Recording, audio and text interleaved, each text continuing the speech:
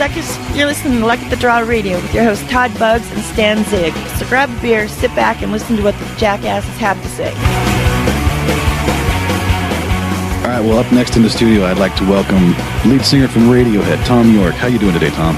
Today we've got a great guy in. One of my favorite bands, the Sex Pistols, Steve Jones, is here to talk with us tonight. Well, it's an honor for me to introduce to you, and welcome to the studio, Les Paul. How are you today? This is really exciting. To help our 2009 New Year's party, we have all 4 original Beatles. Thanks for making it in, guys. All right, our next guest has been a major influence on my musical career, and it's an honor to meet you for the first time. Henry Rollins, welcome to the studio. Tonight we got a real different guest for us. It's not a musical guest. It is one of the WWF's finest, the Ultimate Warrior. Hey, put Bugs down. Well, I'd like to welcome to the studio none other than rap hip-hop artist, great Chuck D from Public Enemy. One of my big rock and roll, just vocal legends, guys. I really like. We got Lane Stanley talking with us tonight. Hello, Lane. All right, ladies and gentlemen, it's an honor to welcome in, straight off tour, Johnny Cash. And anybody that has seen my Facebook, not my Facebook, but I had a MySpace a while back, and I flew in from Wyoming to Ventura so Luck of the Draw could play for our friend Tiffany, her birthday party. And I drank so much that night that I threw up in my buddy Jeff's driveway, and I stained the driveway. They actually had to repave the driveway to get rid of the stain because it was there 5 years later. Wow. And so I've got some pretty potent, inners when they come out. And so, yeah, the carpet ain't the same, so we're going to have to do something with the bedroom. If you got any comments, insults, requests, you can call them at 530-618-2847 or email them at wewantbeer@gmail.com. All right. Here we go. Look at the Draw Radio number 10. This is Stan Zig. Where is my brother Bugs? Number 10. It doesn't work like that. No, it doesn't work that way? No. I thought it would, but, what do I know? Get lost, dead man. I'm good. Good. It's good to hear your vocal dulcet tones. Yeah, thanks. And I'm recovered from my Four Loko experience, our last show. And you never bought me one because I had to drink one tonight. But it's funny. Ever since then, I live in a Four Loko free zone in my home. But I have a friend, and a mutual friend of ours, a guy who produced our CD of Luck of the Draw, Michael Parnan.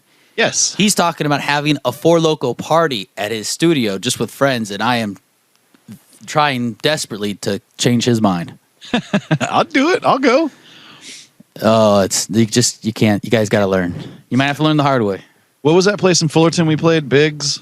Yes. And the liquor store next door had the Four Locos in there. So yeah. I know where to get it. Now, I wonder if those are the downgraded versions. Yeah, I don't know. Because I was drinking the illegal versions. Yeah, I don't know. I wouldn't know the difference between them. I haven't tried them before, and that would suck if they just, totally nannied them and made them all weak. That was my understanding what they were going to do. The government said, this is poison, stop it. And so they go, all right. They didn't have any problems with gangrene, but now all of a sudden Four Locos bad? I guess. All right, well, speaking of booze and liqueur and all that, what are you drinking tonight? I'm going back to what works, Coors Light. Oh, you got the keg? Yes. Very nice, very nice. How about you? I'm going to try something new. I'm going to try something live on the air. I was inspired by you last show, so I'm going to try something. I just uploaded a picture to Facebook about it. I have in front of me a big bottle, a very large bottle, as a matter of fact. It's been in the freezer all day. I'm pretty excited about it. It's Fireball Cinnamon Whiskey. And on the front, like the label looks like it's all burnt. It's got all the edges are all burnt and there's holes. And on the back, there's a big hole. It looks like it was on fire. Okay. And on the front, it has like a kind of a dragon looking devil dude. And he's spitting fire out of his mouth and it says red hot. So I'm going to pour me a shot right now. Ooh, exciting. How this goes. Hopefully I don't have the Four Loko experience that you did. Hopefully I can open the goddamn cap. Yeah. All right, here we go. Oh, I hear it. This is very exciting. Oh, it's nice and thick because it's so cold. It's been in the freezer all day, man. You drink whiskey out of the freezer, that's the way to do it. gives it that thickness. All right, here we go. Here's my nice big full shot of Fireball cinnamon whiskey. Cheers to you. Cheers. Wow, that's tasty. Oh my. You know those it kind of sticks with you. Hey. Hello.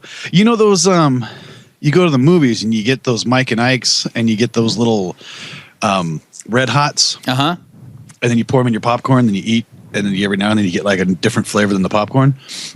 That those Red Hots, this is what it tastes like. Oh wow. But better because it's got whiskey in it. I'm getting all flushed. Wow. That's good stuff. I think I'm going to enjoy this.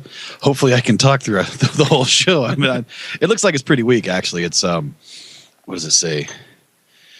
66 proof. It's all syrup. So, yeah. So it's more red hot than whiskey, but I've been drinking beer all day, too. So I'm ready to light this fire. I was actually looking mildly, not intently, but whenever I think about it, I was looking for this stuff called Whipped Lightning. It's whipped cream with an alcohol level like 3 times stronger than beer. I've heard something about that, but I've never seen it. I couldn't find it. I got a website, whippedlightning.com, but I'm thinking, do I really want to go there? I'm still a little gun shy from trying new things. So, no, what you need to do with that is you need to buy it, put it in an empty Cool Whip container, and then take it to Grandma's on Thanksgiving. It can't taste good though. What's in it? Like just liquor or liquor? It's just got an alcohol value of 3 times beer is what I heard. Wow. And I just go, ooh. Just, if it was whiskey or something like that, you could totally taste that. But if it was something that, like, I don't know, I drink some cherry mash and that tastes more cherry than liquor. So, I mean, it could be easily disguised. Huh. If it has that kind of cherry or some other flavor in it. 99 Bananas, you ever heard of that? It's kind of a chick drink, but. No, I haven't heard of that one. It's like, I've done shots of that before and it's like eating a banana. You don't even know there's liquor in it. It's dangerous, but. Oh, wow. That's chicks always like, oh, I like it because you can't taste the alcohol. And then the guys are like, I like it because you can't taste the alcohol. Alrighty. So, I mean, it's been a while. So what have you been up to, Bugs? Yeah, I've been here and there, just kind of doing the Barstool Preacher show. I got that. I'm doing that live now on realpunkradio.com, of course, on Thursdays at 10 o'clock, which has been pretty fun. 2 Thursdays ago, I believe it was. Well, actually, it was a Wednesday night. I ate some chili dogs and went to bed, drank some beers, went to bed. And I remember laying down in bed and thinking, man, I got this acid reflux or something, It's like, just kind of, I was waking up from my sleep from it. And I'm like, I've never had that before. That's weird, And so I drink a little bit of water and go back to bed. And I wake up probably, I don't know, about 4 minutes before the alarm's going to go off. I look at the clock and I'm like, great. I always wake up right before the alarm comes on. And I'm like, whatever, well, I had to pee a little bit, but I'm like, you know what? I'm just going to wait it out, let the alarm go off, and I'm going to get up just, to pretend like I got some extra sleep, I slept all the way till the alarm. So I'm laying there and then all of a sudden I start sweating really bad. And I'm like, it's not really that hot because up on the hill we've been getting snow. So it's like, it's cold in the house, know, and I start sweating. And so, I'm taking the blankets off a little bit and I'm like, okay, just, deep breaths. And I'm like, fuck, I'm really starting to sweat. And then all of a sudden it dawned on me, the old familiar feeling. Oh, yes. I'm going to throw up. I'm like, you got to be fucking kidding me. I haven't thrown up, because I've thrown up from drinking, like too much, doing like 15 shots of whiskey in a row or something like that. And it'll just shoot right back up. And then you're like, oh, okay, well, now I'm going to go get a beer. But this had to have been some kind of food poisoning or something. I don't know what it was. But yeah, I'm laying in bed and all of a sudden my eyes just open wide and I'm like, uh-oh, get out of the room. So the way my bedroom is set up is like I got to get out. I'm on kind of a wall. So I got to walk around the bed and then out of the bedroom to get into where the bathroom is. And so I'm like, all right, let's go. Let's huff, let's go. And of course, there's fucking dogs laying on the ground and there's like, I'm stepping on puppies. I'm like, move, come on, fuck. I get right to the door and the door is of course right by my lovely wife, Chrissy's head. And all of a sudden I'm like, I'm not going to make it any further. Oh shit. So I put my hand over my mouth and I just go and just throw up all over the floor, the wall. I was I was lucky enough to turn my head just in time to where I didn't throw up on the bed or my lovely wife, Chrissy. Lovely wives don't like that. No, I think that would have been, and she was sound asleep. She snored at this point, you know. So then I stumble out of the room. Now, in order to, the way my house is set up, my house was built in 1923, so it's just, the floor plan isn't what your new homes are. So in order to get to my bathroom, I've got to walk through the kitchen. So I'm high stepping it. I just threw up on the floor. I stepped in it, of course. So now I'm walking with one soggy sock and then one sock not on, and there's puke on it, and I got puke all over my hands and in my beard and my mustache and all that. And I'm like, just get to the bathroom, because I felt another one coming on. Well, I made it to the kitchen. And then I threw up on the kitchen floor. And I remember throwing up thinking, well, this one ain't so bad because it's, tile. So at least I can clean this up better than the carpet in the bedroom. All the dogs are going to beat you to it. Well, then I'm like, all right, fine, let's grab the paper towels. And I'm like, nope, let's get to the bathroom because I've got more. So then I made it into the bathroom and I threw up 2 more times in the toilet. So my running joke for the day was I was batting 500. I got 2 in the toilet and 2 on the floor. But yeah, so then I'm sitting there and I got puke like all over my face and my, I got the long mustache kind of thing, and it was coated. It was kind of funny. Like, I don't know, I was in good spirits about it because I looked in the mirror and I'm like, I want to take a picture of this because it was just so gross, just like food and vomit all in it was the length of my facial hair. Wow. And it was all over my hands. So I start washing my hands and like cleaning up my face, but I'm kind of dizzy and it's just this horrible, the pre-vomit feeling. And I'm like, now I got to go clean up the other fucking shit, So I'm getting prepared to walk. Took my sock off, that was stepped in vomit. And I start cleaning up the kitchen because I knew that would be easiest first. So I start wiping all that up. And there's chunks, and it's actually a pretty decent amount. I mean, for what I threw up 4 times, and I swear I emptied my stomach. I mean, there was quite a bit. There was 3, not violent, but definitely intentive, just very strong vomits, just raw, like it meant it. Wow. So I clean up the kitchen, and then I hear Pinky, the puppy.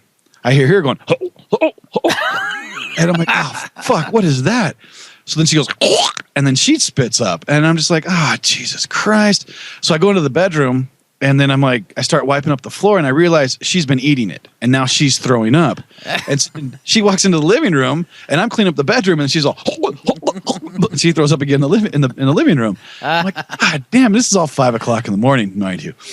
So now all this commotion wakes Chrissy up. She's like, what's going on?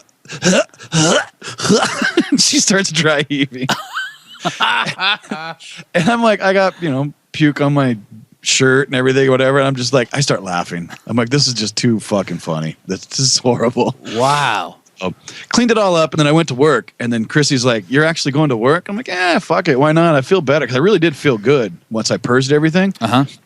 About halfway down the canyon, I'm like, oh, this ain't going to work. So I ended up turning around and coming home and spent the whole day in bed for the most part. Didn't throw up again, but just spent the whole day in bed. And then I was supposed to do live Real Punk Radio. It was a Thursday night, and I just couldn't do it. I was too sick, just too tired. But it was a 24-hour thing because it was over the next day. I felt great Friday. Wow. So that was just one day in my last couple of weeks. How you been? What's going on with you? Yeah, I'm good. I was sick a couple, I think last week or so, but that's come and gone. Good. Actually, last night it was funny. I saw some barf and thought of you, and I called you last night. Did you? I did. You don't remember that? Whoa. Oh, that's funny. When did you call me? I called you at like 8:30ish, 8:39. Wow. You were at a show or something. I go, hey, I'm walking into a show right now, and I walked past a pile of barf, and it made me laugh because I go, wow, it's 8:30, and somebody already puked because there were noodles and stuff, so they ate some Chinese or top ramen or something.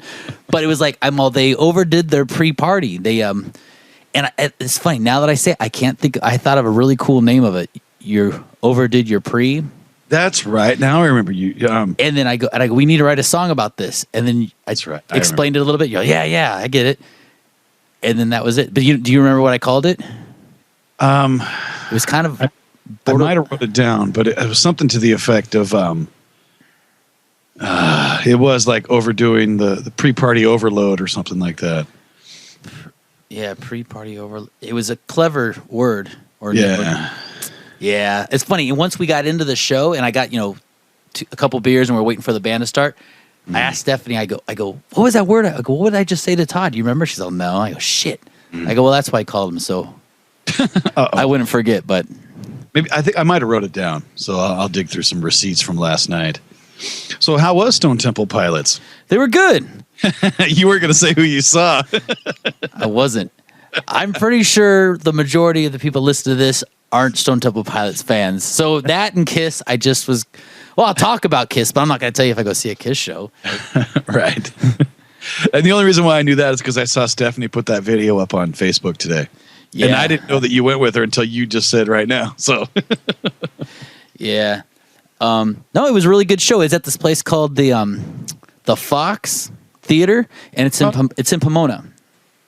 Very nice. Yeah, it's like an old school. It looks like it was built, I'm sure, back in the day, the same time around the band's Chinese theater was built. Right. And my mother grew up in this area, so she talks fondly about that place and how they went to go see movies there and stuff. So there's a staircase because it's like one of those balcony kind of situations where you got the balcony, right, the back half, and the whole bottom floor. A lot like the Ventura Theater, kind of the same size. Because the Ventura Theater might be a little bigger.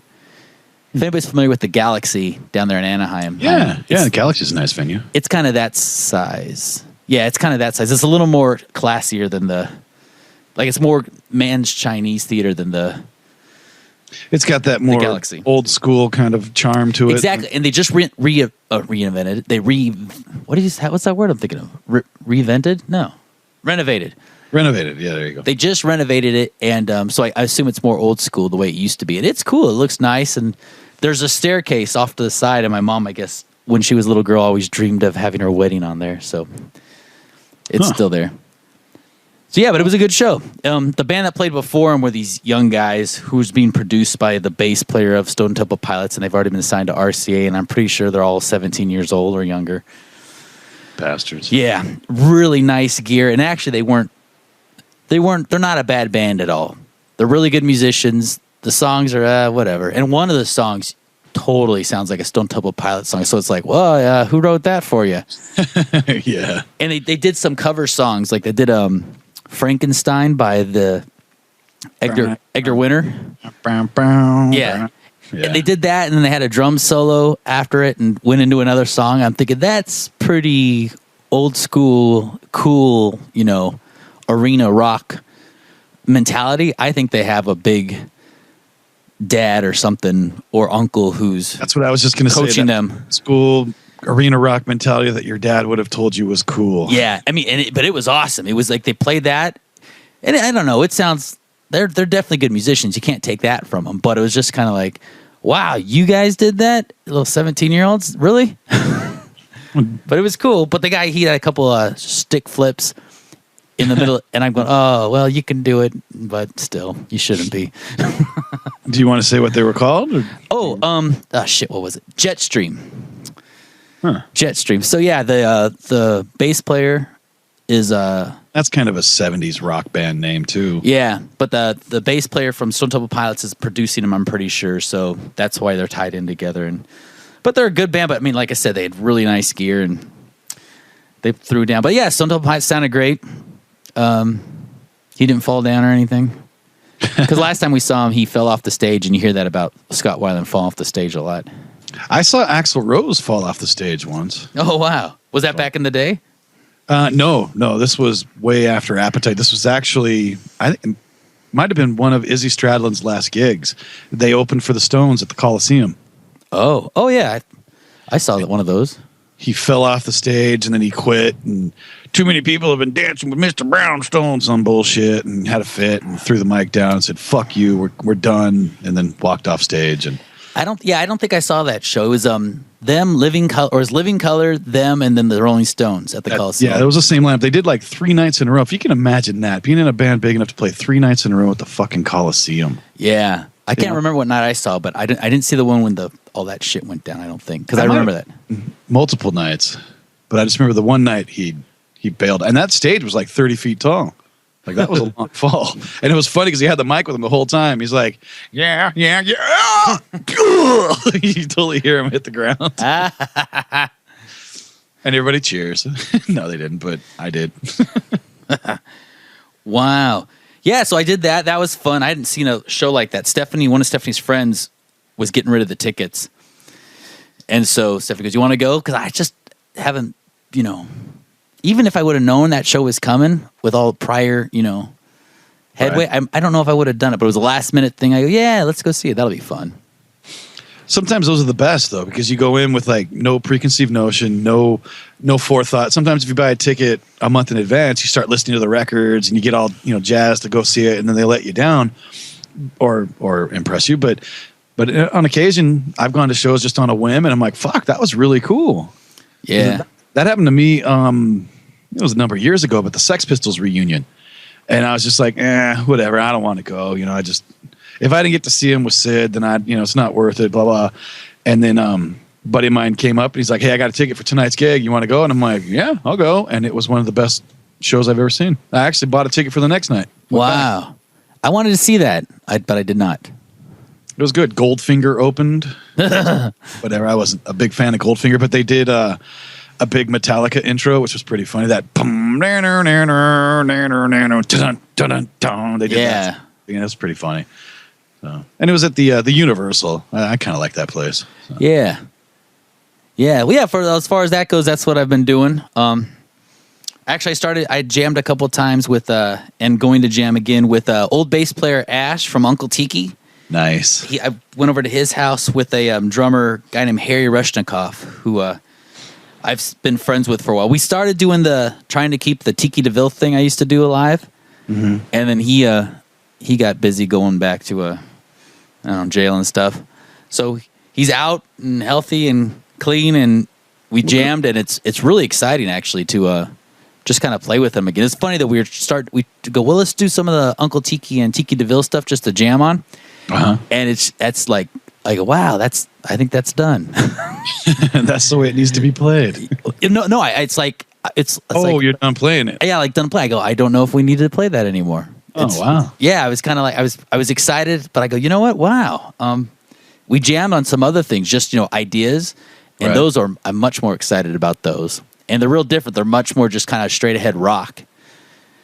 And and I was kind of jazzed. So we're gonna do it again, and we'll see what happens with it. Very cool. How's Ash been? I haven't seen that guy in ages. He's been really good. He's still doing his Are You a Cop band. I saw on Facebook this week they got a new record coming out. Yeah, he's got a whole studio thing at his house. Well, him and Greg Ginn, like he's in cahoots with Greg. Yeah, something I don't know how that all is entailed, but yeah. So yeah, I've got both their early records, Mesa Girls, and then I guess it's what's just called Are You a Cop? And I think they're both fantastic. And I saw the new one. And I was just like, I love it because he always mails me the vinyl. So he doesn't send me an email. He doesn't call me. None of that bullshit. One day I just go to the post office and there's the new Are You a Cop record. I'm like, yes, it's a good day. Well, that's cool. We'll have to play some of that then, and maybe have Ash call in and we can talk to him about it. Yeah, that'd be good. Maybe for the new record, we could have him do a little guest spot on the show or something. Yeah, that's a great idea. I think he'd definitely be down for that. Cool. Yeah, so that's just what I've been up to. And I guess we should also mention this is our anti-Oscar show. I was thinking about that yesterday. I saw the ads on TV and I was like, holy crap. It seems like the only time we record a show is when there's some kind of social TV event. Yeah, Oscars, Grammys, Super Bowl. Football games, whatever. It's like anything that everybody's going to watch, we're like, let's do a show. Yeah, that's kind of funny. Yeah, and I know today's the last day of the Winter Nationals down here in Pomona, and it made me think of the last time I went to the Winter Nationals was with you. I think that's the last time I went as well. Yeah, it rained on us. We're drinking beers under the balconies, and I got a $10 corn dog. That's right, a $10 corn dog, $10 beers. It's like 4 feet long. It's the biggest fucking corn dog ever. Man, we were wet, and I was freezing my ass off. Yeah, and they did 5 or 6 runs, and then it rained. So then we waited, and then they put the blow dryers on the track, and then took 3 hours to warm everything up. Got it to where they could run again, and they ran I don't know, for about another half hour, and then it rained again. I think after the second rain, we were just like, you know what, let's just go. Yeah, because I remember it's funny, it's real clear down here today, but it is really cold. Yeah, it's cold up here. We got snow last night, yesterday, and Friday and yesterday. Wow. Nothing to write home about, though. It was all milted and gone, but it was, an inch or two. So, oh, cool. I just, I was at the bar yesterday, actually, when you called.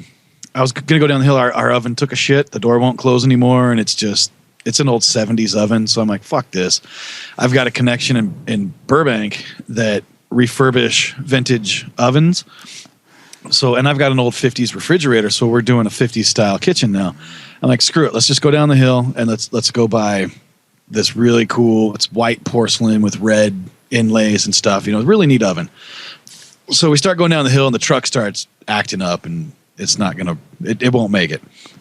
So I turn around, coming back up the hill. It starts to snow, and I'm like, fuck it, let's go to the bar. So we spent the whole day at the bar. Wow. So that's then that was at probably 10 or 11 when we left. So when you called me at 8, I'd been at the bar since about 11 o'clock in the morning, all the way until, and then I stayed all the way up until they had a band play. So I watched them till about midnight. So that's why I didn't remember your phone call right off. But let's get into the show here. Yes, show number 10. Show number 10. Our topic is punk rock, the early days when it was scary, or when you were young and you were afraid of punk rock, or songs made you nervous. When it was dangerous, yes. Dangerous. That's the word I was looking for. Was this your idea or was it Richie's?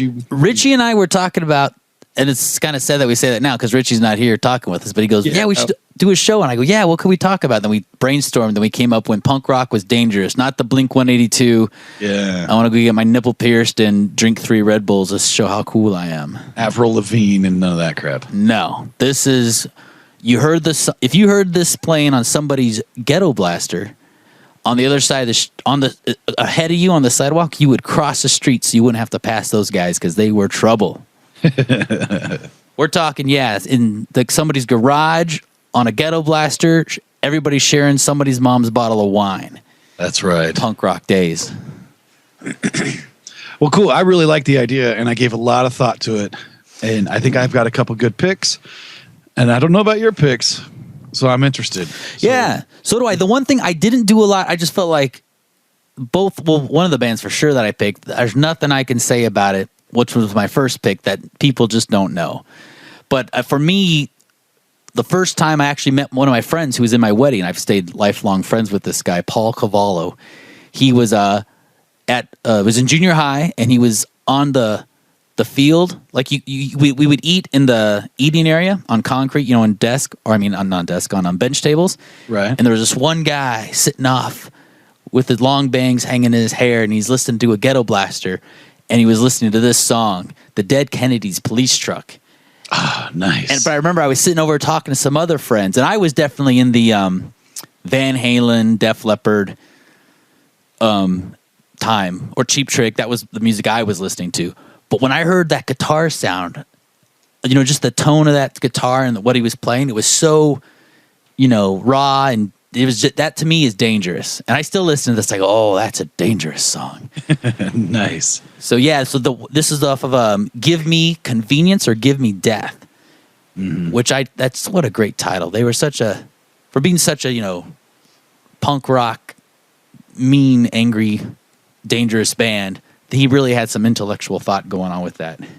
Yeah, Jello was very articulate and thought-provoking, and then he didn't care what format it was, but he wanted to make the people that heard his voice or his music, he wanted to invoke them and either piss them off or make them think, And his lyrics are that way, his spoken word is that way, stuff he's done with different bands since he's been out of Dead Kennedys is that way. And I always looked at him as the focal point for the Dead Kennedys, and anytime I'd listen to him, you always listen to his voice. And a number of years ago, I had the opportunity. I was in a band called the Narcotics in Ventura, and we had a chance to open for the Dead Kennedys with Brandon Cruz singing. And I remember thinking, this is going to be dumb. It's not the Dead Kennedys. It's not Jello. But of course we did it. And then when Dead Kennedys played and I watched, I was like, you know what? This is a whole new element because now I can focus on Klaus, him playing bass, or I can watch East Bay Ray. I can listen to his guitar. It's like I don't have to focus only on Jello. And it was like a new band to me. It was a whole different experience playing these old songs. And the thing, Brandon really did give it he gave it to the kids. Like he would sing, but he would throw the mic out in the audience and let everybody else sing the lyrics. Like he was just there as the guy that had to be there. And I really appreciated that. But yeah, Jello he's amazing. I totally appreciate what he does. Yeah, and that's where it was all about Jello for me. But until I started playing an Uncle Tiki with Ash, he is a huge, one of his probably top 3 guitar players of all time is that, what's the guy's name? I can never remember. Ted Kennedy's guitar player. Ray. Yeah, he is definitely one of his main influences. And until Ash said that, then I started listening to it more. And then I think about what I just said. When I think Dangerous, it's that guitar sound, that lick. And a lot of the punk guys weren't doing anything that intricate or melodic. All bar chords. Well, except for Billy Zoom, but everything was all bar chords and just chug, chug, chug, chug, chug, get on with it. Yeah. East Bay Ray definitely had his own tone, his own sound, his own playing abilities. And yeah, I remember when I wrote a review for one of the Are You a Cop records for Traditional Rod and Culture Illustrated magazine. And I put in there that the guitar tone reminded me of East Bay Ray, and Ash actually called me, and he was just like, dude, that's so rad. So that's cool. Well, this one goes out to Ash and to all our Arab brothers over there sticking it to the man right now and standing up against their oppression. Excellent. So yeah, this one goes out. What Libya and who else is going at it? There's like 3 or 4. What is it? Egypt or something like that? Palestine? I don't know. Egypt, they're done, but they still got a lot ahead of them, but they're not having to. Those guys in Libya, I think a lot more guys are going to die before they get what they want. So, we're sending this one out to them. Police Truck, Dead Kennedys. Look at the Draw Radio. I was going to do that, but I wasn't sure. Oh, yeah! YouTube copyright infringement. Ho, ho, ho! And there it is, the Dead Kennedys Police Truck. Ride, Lou, ride. I love that tune. Oh, man, it is good. It's funny, after hearing that, the police siren kind of riff, which is, reminiscent of the Luck of the Draw song. I was thinking the same thing, drinking gasoline. I know. I was almost I wish we would have tried to put that kind of verb and give it more of a salute to the Dead Kennedys.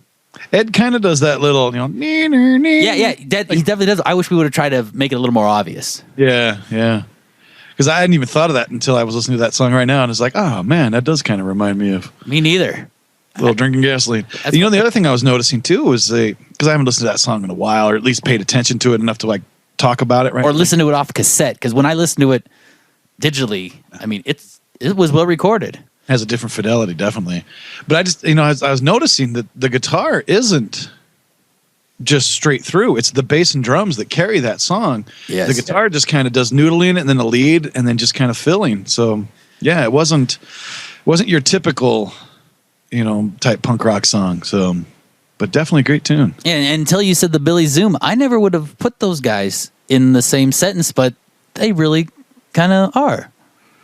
Yeah, Billy's guitar playing is amazing. For a punk rock guy, he's, because they always said, no leads, we're not that good. We just don't want to, we don't want to waste our time being whatever Eric Clapton or fucking whatever that dude is. Do you feel like I do? Peter Frampton. Yeah. But there were some punk rock guitarists that were really good, but they just knew how to do it underrated so that it didn't get blown out to where they're like, wait a minute, you're good. You can't be punk rock. Yeah, they were able to stay legit. Yeah. That's fun. Very good pick. I like that. Dead Kennedys have a definite spot in my heart. Thanks. Yeah, me too. It always brings back to me, we'd go to a church. Well, I went to church camp and we'd go to, what do you call it? Church, for the kids, a youth group for a church, which I didn't belong to, but we were friends with the people, and they were probably one of the worst influences of my early life. Yeah. The Gray brothers, Ricky and Billy. And John, there were 3 brothers actually, but it was mainly Ricky. But he introduced me to the Dickies, the Dead Kennedys, and all those guys. Wow. And we would listen to that in the back of the cargo van going to church group as we picked up other. So this cargo van, right, is picking up other church kids. And they're all the parents, okay, have fun at church. And all these kids are loading in. We drive away. We're listening to the Dead Kennedys and smoking cloves in the back. And there's no seats in this cargo van. So it's amazingly dangerous. We're all sitting down on beanbags and smoking cloves. And it was freezing. And going, yeah, Jesus. We're going to church group, youth group. Yeah, whatever it takes to make the parents happy. Fuck off. Yeah. But yeah, that's when I think of that song. I hear that. And it was like, it was mono, it was one speaker. It was, a big empty cargo van. So it sounded like shit. And it was like a tin can. Dicka, dicka, dicka, dicka. Yes, that's what I think too. So it's such fond memories, It just, there are certain songs in my daily repertoire. I wouldn't even say daily, but in my musical repertoire that, just bring back a certain memory. Just an instant. I hear that first guitar note. I can think of the exact moment where the first time was that I heard that song or what I was doing. And yeah, that's just Bad Brains do that to me. There's a lot of Bad Brain stuff that bring back memories. Oh, wow. So, well, cool. That's my pick. Where are we at with you? Well, the Dead Kennedys pick is definitely very apropos for me as well, but you had mentioned last time we had talked that you were thinking of the Dead, because we both, I think, at the same time said Dead Kennedys, and I'm like, well, I don't want to play too many Dead Kennedys tunes, but definitely that is what the Dead Kennedys. Man, did I stutter enough? The Dead Kennedys were definitely a big influence in me getting into punk rock, and it's because I have an older brother. And he was into the Dead Kennedys and Blondie, Oingo Boingo, and things like that before I even knew what the hell was going on. I mean, to me, it's like I was listening to KLOS, at 10 years old, whatever, and I thought Journey was rock and roll. I had no idea. But when my brother, he came back from the Navy and he had this big old suitcase full of cassettes, and he's like, "You got to check this shit out. This is where it's at. This is music."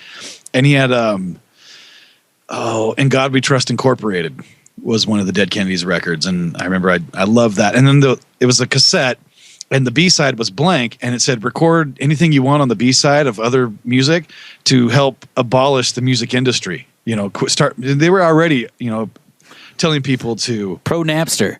Yeah, exactly. They're already telling people to file share on cassette. And I just remember thinking that was so fucking cutting edge at the time, like, no band, Metallica would have never done that. Oh no! So I just remember thinking that that was cool, And then when you brought up this topic about how when you see those kids walking down the street with their jam box playing, and you're like, "Oh fuck, I'm going to cross the street," I started thinking, like, giving it a lot of thought about, well, what was the music that I thought was scary and intense. And the more I thought about it, the more I realized that I was the kid with the jam box walking down the street. I was avoiding you bugs? Is that what I was doing? Yeah. I mean, I don't know, maybe. But it was only because I have a brother that was 5 years older than me, and he was in high school, and he was like, when I was in junior high, obviously, and he was on more of the cutting edge. So I got, I got bottle fed punk rock, and I just realized, because I didn't know what music, I lived in a Christian oppressive home, and we weren't allowed to listen to music in the house. And it was my brother that was like, "Dude, don't listen to what mom says. Listen to this music." And lucky for me, he was into what was new in the punk rock. Like, he went and saw the Dead Kennedys. He saw them at the Whiskey. And I was just like, I wish I could have gone, but I'm too young, whatever. But so I was that kid growing up. I was into punk rock from a really early age, just because I didn't know any better. I listen to the radio and I hear Foreigner and I hear Journey, and I'm just like, that doesn't have the intensity that this, Black Flag has, or that the Dead Kennedys have, or even as much as like Oingo Boingo's early records, or like the Waitresses and some of that Blondie, the new wave kind of stuff. To me, it was always like that counterculture, and I really thrived on that. So one of the first punk rock, actually,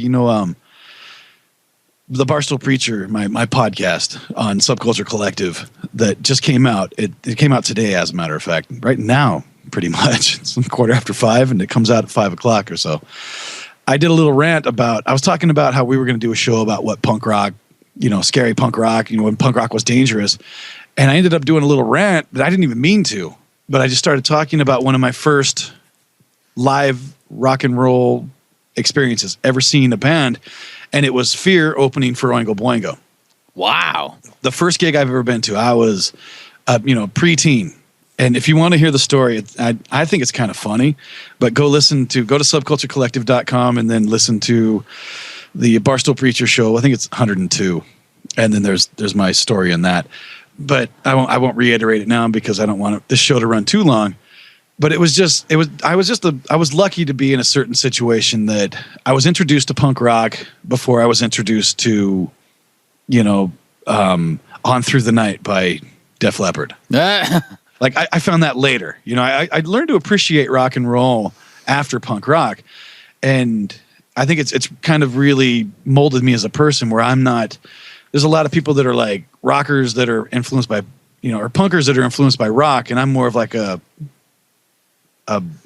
rocker that's influenced by punk, I guess. So I don't know where I was going with that. That fucking fire starter whiskey is really good. By the way.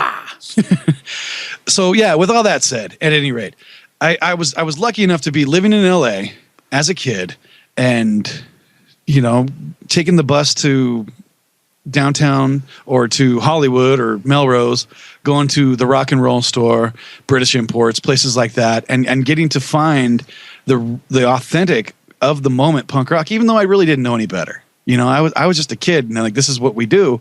I didn't realize how cutting edge it was. And one of the bands, by far my favorite band, I guess, I'll put them on the pedestal. I have tons of favorite bands, but this is one band that never has disappointed me. Even with multiple singers, multiple drummers, whatever, they've always been a top-notch band for me, is Black Flag. And I still listen to them to this day. It's one of those bands where I put the song on, and I know exactly where I was the first time I heard this song. I don't know. I love me some Black Flag. So that's my pick. That's what I was playing in the jam box when I scared you across the street, Stan. All right. Well, cool. So what we got? We got here White Minority from Black Flag. This is off the EP, or not the EP. This is off the CD that I have now. It's called The First 4 Years. It was an EP originally. I think it was a 7-inch when it was originally released. And then that was the thing about Black Flag is they would put out a 7-inch. Well, Greg Ginn had SST Records, so he would just put out records nonstop. And back then, I guess vinyl was more accessible. I'm not sure because it's fucking expensive now. But I guess it was back then too. I don't know. But they put out a bunch of 7-inches, and then eventually they put out a CD called The First 4 Years, and that's what White Minority is off of. And I always love this tune. It just, I don't know, it gets my blood pumping. I love Black Flag. Well, cool. Let's love it to death. All right, well, play it. Here we go. White Minority, Black Flag. Luck of the Draw Radio. Woo! YouTube copyright infringement. All right, there it is. White Minority, Black Flag. Very scary. I would have been running. I wouldn't have called it scary. God, I love that band. I love that tune. That was Black Flag has had 5-6 different vocalists, and that was Chavo, aka Ron Reyes. And he just so amazing. He's in Decline, the movie Decline of Western Civilization Part 1. Okay. And they're like, we got arrested last night at Blackie's for playing punk rock music. It's I don't know. There's so many great lines from that movie, but it's such a great band. The only other singer that I might think was better than Chavo is maybe Dez, because I really like what Dez did. But I don't know. Rollins was cool too. I liked Henry, but man, Chavo, that just takes me back. I love that tune. Love the whole. I love it. There's not a bad Black Flag song, in my opinion. Oh wow, that's great. What do you think of it? What do you think of Black Flag? I like it. I mean, it's funny. After you're saying that, when I think Black Flag, I think of Rollins. That's all. I didn't know there were other singers, so I'm pretty ignorant when it comes to the Black Flag. Well, he was the one that they put out like 4 records, well, a bunch of 7-inches, and then like a couple records, whatever. And then Rollins came along, and then that's when they did Damaged, which ended up being kind of their, I guess you call it their breakthrough record. I mean, even though, I don't know if it didn't sell, it didn't go platinum, but it was the most popular. Rollins was definitely the most popular singer. But I think it was mostly because of Henry, because he was so articulate and outspoken, and like his spoken word and his books and everything like that. Like he brought Black Flag to another level. It wasn't Black Flag bringing him to another level, But yeah, some of the early stuff, even Keith Morris when he was in it, I don't know. I love that early days Black Flag. So that's my pick. We got 2 more songs to go, but first we have Luck of the Draw news. Is that correct? Clackety clackety. It's just in. Dateline Milwaukee. Oh boy, here we go. You know what I'm going to do is I'm going to take a shot. Here he is. It's whiskey. It's just in. Whiskey flavored spicy. Oh man, you don't even need to chase it. No chaser. Stuff. That's right, folks. No chaser. Right over the tongue to the belly. What is it? I can't even think of it, so never mind. Over the lips. Look out, gums. Here it comes. Something like that. Over the lips, through the gums. Look out, tongue. Here it comes. Yeah, something like that. I don't know. Something like that. All right, so we got some Luck of the Draw news. What do we got? We got some. I don't know what is going on. We're saving up money to get back in the studio with Michael Parnan. We've been working on Black that. Sound. Thinking about maybe recording a Creedence cover. Yeah, we've played twice now. Fortunate Son by Creedence Clearwater Revival, and people really like it. Clearwater Revival? Creedence Clearwater Revival. Yeah, they're the San Francisco cover band of CCR. That's funny. We should do that. CQR. CQR. I kind of like that. I'm gonna put that in my bands to do day. Yeah, because I want to do the fat girls, the morbidly obese women doing a hardcore band called Obnoxious Front Butt or Agnostic. Agnostic Front. I always call them agnostic. Yeah. Wow. I've been drinking whiskey. Agnostic Front Butt. Wow, I don't even get that, but I think it's funny. Women with front butts. Yeah. We got a bunch of gigs coming up. Yeah, I'm looking at the thing right now. We got March 26th in Ventura. That'll be fun. Red Cove. Yeah. Dead Billy's reunion show. It's funny. The flyer, it says Gothabilly Legends. Wow. Yeah, right. I was in that band. We're not legends. But it'll be fun. It was really good because Heather's back in the band, and Ian is flying in from East Coast somewhere where he's living now, Midwest somewhere. So it'll be good to see those guys. It'll be fun. It'll be a really good night. It's gonna get crowded. I'm sure of that. It'll be a really fun night. They haven't played. Dead Billies haven't even been together since like 2005. So it'll be a good night. It'll be really fun. Red Cove, Ventura. Very cool. And then we got Mr. T's on April 9th. Yep. Another Yachty Presents. That'll be a fun night. I'm kicking myself now. I don't know who else we're playing with. We're playing with Naked Girls. Enough said. Oh, yeah. Yachty always books the... man, I've been drinking here. Not naked, but burlesque. But damn near. Yeah. Burlesques. The Redhead last time we played. I don't know which one that was. The second one that went up. At Biggs? Yeah. She was the second girl that went up. There were the 3 girls first, and then this redhead in the middle, and then this other girl at the end. I remember the short brunette at the end, but yeah, the drunk he passed out leaning against the rail. He was standing up drunk. That was hysterical. And a whole bunch of us gathered. Well, at first Richie, the drummer comes back. Richie goes, "Hey, there's this drunk guy in there in the entryway, standing up drunk, totally out." He's like, "We gotta go take a band picture with him." I got to get a hold of those guys because they said email me and we'll get you the pictures, but I haven't got the pictures yet. So we get up there and there's already like 5 other people taking pictures. With everybody's waiting in line. The burlesque girls there and everybody. And then we want to take a band picture. They go, "Oh yeah, the band wants to take a picture with them." And they get a couple. Oh, that guy was fucked up. And then he ended up waking up and everybody like walked out of the room. Yeah, everybody got real quiet and walked away from him. That was pretty funny. Yeah, and so that was the 9th. at Mr. T's in at the Mr. T's. We also have the 30th. Is that 30th booked? I don't have any information on or where or who's playing. I do know that it is a post Viva Las Vegas party. Oh, cool. So I don't know what that all entails. I'm going to Viva, and then I'll be back in time to play that gig. Oh, cool. And the weekend after Viva Las Vegas. So then in May 7th or 6th, there was a possible gig in Ventura? May 6th or 7th, we're going to play in Ventura. It's confirmed, but they haven't confirmed the venue. So we're definitely doing that 6th or 7th in Ventura. It might be at Zoe's. It might be at Bombay's. I think our good friends Radio Threat are going to play because it's their tour kickoff. Oh, cool. Yeah, they're going on tour with the Chop Tops, I believe. So good on them. That'll be fun. I think they're going to have a record out by then, too. At least I hope they do. If you're going on tour, fucking take a record with you. Something to sell, yeah. So, and the Radio Threat guys are really good. Good folks. Oh, cool. Good band.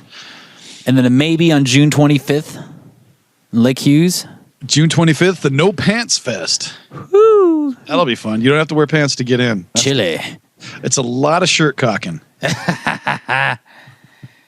So, yeah, it won't be chilly. Are you kidding? It'll be fucking 100 degrees. Oh, you're right. Shit. Way off. All these dates, I'm thinking, yeah, this is like one a month. And then the last one I have is July 29th, the Rat Fink on the. Oh, that's right. I forgot to write that one down. Moldy Marvin's Rat Fink. That's his 11th one, and we've had the honor of playing. Oh shit! Luck of the Draw's probably played 8 of them, 7 or 8 of them. So I've played 3 since I've been with you guys. I think you played the big one where the video for Pinup Girl was shot. Yeah, that was the cool man at a racetrack. That was really rad. You can go to Luck of the Draw. What is it? www.youtube.com/luckofthedrawtv. I think that's what it is. Or go to lotd.com and look at the link to Luck of the Draw TV, and you'll see that video. People doing like burnouts, like cars racing behind us, and yeah, they didn't get enough footage of that, unfortunately. I mean, I hate to be telling people who were kind enough to shoot us for free what to do, but there were cars doing burnouts behind us, and there was not enough footage of that. Yeah, you can see a few, but they kind of focus more on the band. But yeah, man, that's a really good video. Atomic Bill out of Antelope Valley did that. And thank you, Atomic Bill. Yes. That's probably one of our most viewed videos on YouTube, on our YouTube channel. Yeah, and I was so bummed. I did our how to record a song video that's on YouTube, step by step, in the studio with Luck of the Draw. Oh, that's right. Yeah, that was Pinup Girl as well. That was you're right. It was. Yeah, I thought that would be fun, but yeah, that other one, it definitely gets the more hits. I think it's just that more people search Pinup Girl, or just kind of, I don't know. That plus that video was up for 2 years before your video was. So. Oh, you're right. That was early on. That was Chris was playing drums and yeah. You know that new flip video camera I got, the HD thing? Yeah. We filmed Chrissy, my lovely wife, filmed a whole bunch of footage of us at Biggs. Uh-huh. And today I was doing a whole bunch of computer stuff with the Luck of the Draw oriented stuff, and I'm going to talk a little bit about it more here in a minute. But I was going to put up a bunch of new videos, and I got on the screen and I'm looking at it, and there's a video of she's just checking the camera, pointing at the floor, and she's like, check, check, check. Okay, this is working. So it was 6 seconds, and I'm just like, all right, let me delete that. I deleted every video. Oh, what a drag. Yeah, I was pretty upset. I was like, God damn it. So then I went to like the recycle bin. I went to the trash. I'm like, come on, where is it? And it's gone. Yeah, phones are pretty much delete done. They're not like computers where you can have them hiding. This is a flip phone.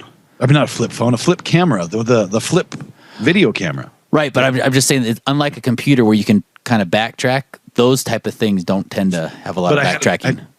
I loaded it on the computer is what I meant. I was on the computer. Oh, so you fucked up twice. No, I didn't go to because the flip share is the file that it's saved in, and it's its own program. It doesn't go to recycle bin. Oh. It just goes, you want to delete this? Yeah, fuck, gone. And I'm like, no. So. Oh, that sucks. So yeah, so I lost probably 4 pretty good videos, or at least high def. First few videos of us in high def. Yeah, I lost the whole Pinup Girl speech where I was talking about Ed getting arrested for being a prostitute. Now I've got all that. I recorded it too. Well, then we need to put that on the YouTube. And I put one in the Dropbox. Did you ever see that one? My Dropbox got full and it started spitting out stuff. So I never saw that. I don't think that it was in there. I'll try to put But it I've up there. deleted a bunch of shit now, so maybe we could try that again. Yeah. And then I'll put that up on the Luck of the Draw TV page. Alrighty. So Let's get back into some more Luck of the Draw news. We got some gigs. We've got. I just recently found out that WorkingClassRecords.com has and I don't know if it's a reissue or if it's just old stock of our 1999 7-inch release, Bad, Bad, Bad. And wow. When I heard about it, I was like, what? This is so, this is what, 12 years old, like this, nobody has this anymore. And like all of a sudden now it's readily available. I'm like, this is bullshit. So I went on the webpage and I bought it and they mailed it to me. Wow. So it's for real, folks. www.workingclassrecords. Somehow they got the old Squigtone Records stock, I guess. Somehow they got their old stockpile of old releases. So they're putting that out now. It's $3 and that includes shipping. So if you have a record player, what is $3 for Christ's sake? You can't go wrong. Yeah, get online and buy that. WorkingClassRecords.com. I don't know how many are left. I know they're in black and blue vinyl, and I've actually I've been on Facebook a bunch telling people about it. In the last 3 weeks, a bunch of folks have bought it, and it's random. Like you get a blue one, you get a black one. I guess you could request a blue one if you really wanted colored vinyl, but I don't know. So I got a blue one for some reason. So yeah, I was pretty happy about that. And then we still have the iTunes has owner operator, which both the Bad Bad Bad and owner operator are standless. So they're not up to par. They're not what we are now. Yeah. But that's on iTunes and Amazon and MySpace Music and all that shit. So if you want to get online and find some Luck of the Draw, that's the way to do it. We also have the new EP, White Knuckles to the Wheel, Foot to the Floor. We can sell that. I'm still trying to get the store up on lotd.com, and it's being a pain in the ass. But if you go to lotd.com/store with a capital S, store, then you can see everything that we have available, and then you want to find what you want, and then send an email to sales@gmail.com, sales@gmail.com. Then you can, we'll send you an invoice, and then we'll send you that. Cool. And Real Punk Radio, is that a way to go? RealPunkRadio.com is another way you can buy it. Their store has been kind of hit and miss as of late. Oh, that's too bad. I got all of my stuff real fast from them when we first did it. Well, I just mean like the store. You go on it, and sometimes it doesn't. The link is bad or something. Oh, I see. Their server or something. I'm sure their server. If you get on and you buy it from them, I'm sure you'll get it. But it's not. I've been on a couple times, and the store has not been on. So, and then finally. A little something I don't think I've even told you about, Stan. What? Yeah. Holding out on me? Do you have a smartphone? No. No. What do you have? A jitterbug? Shit. It's old. It's like the one step above the razor. I just can't afford the what do you call it? The networking fee. Huh. To be online with your phone. Right. Like $20 a month? Yeah, I want the Apple iPhone so bad I can't see straight, but it's just Well, you know what? An extra thing I just can't afford. Though I think it's $39.95 a month. The data plan, that's what I'm thinking of. Oh, is it? I'm almost positive, but I don't know. I have an iPhone. I don't look at my bills. I really don't. I just kind of pay them and try not to cry about it.